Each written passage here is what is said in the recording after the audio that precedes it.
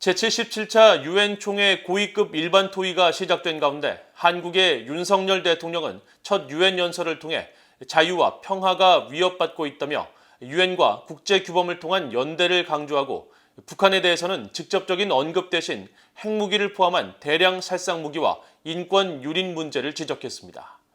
조 바이든 미국 대통령은 21일 기조연설에 나서는데 러시아의 우크라이나 침략을 규탄하고 안보리 개혁 등 유엔의 역할에 대해 강조할 것이라고 백악관이 밝혔습니다.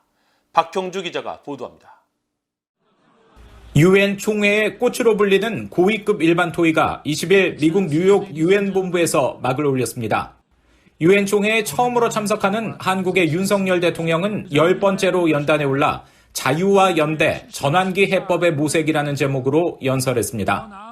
윤 대통령은 특정 국가에 대한 언급 없이 핵무기와 인권 문제 등을 거론하며 평화와 자유가 위협받고 있다고 지적하면서 유엔 시스템과 보편적 국제 규범 체계를 바탕으로 한 연대를 해법으로 제시했습니다.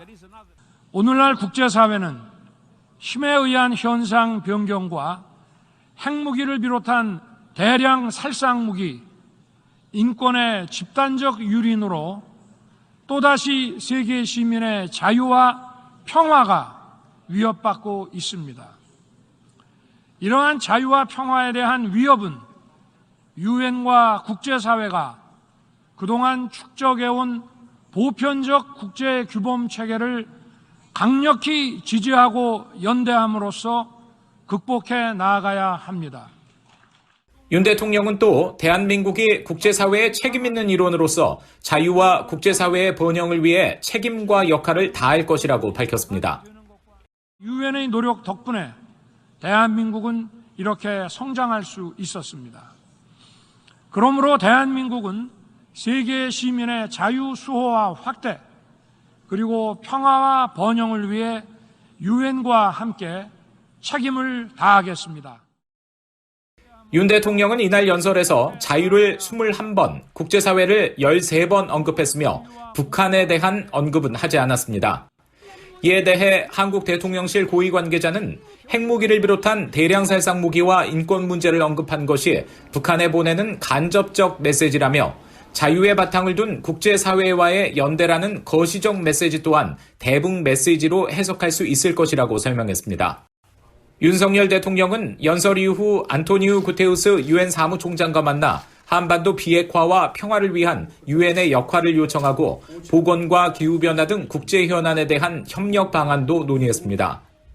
조 바이든 미국 대통령은 21일 기조연설에 나섭니다. 바이든 대통령은 러시아의 우크라이나 침략을 규탄하며 국제사회에 계속된 연대를 촉구하고 국제 식량 안보와 공급망, 첨단 기술 문제 등에 관한 미국의 정책을 설명하는 한편 유엔 안보리 개혁 문제 등도 다룰 것이라고 백악관은 밝혔습니다. I expect that the president will speak substantively to the question of UN Security Council reform while he's in New York, whether he does so publicly or whether he communicates privately with the Secretary General and others. We're still working through today.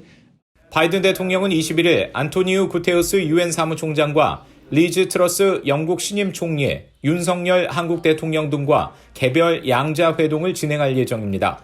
VOA 뉴스 박형주입니다.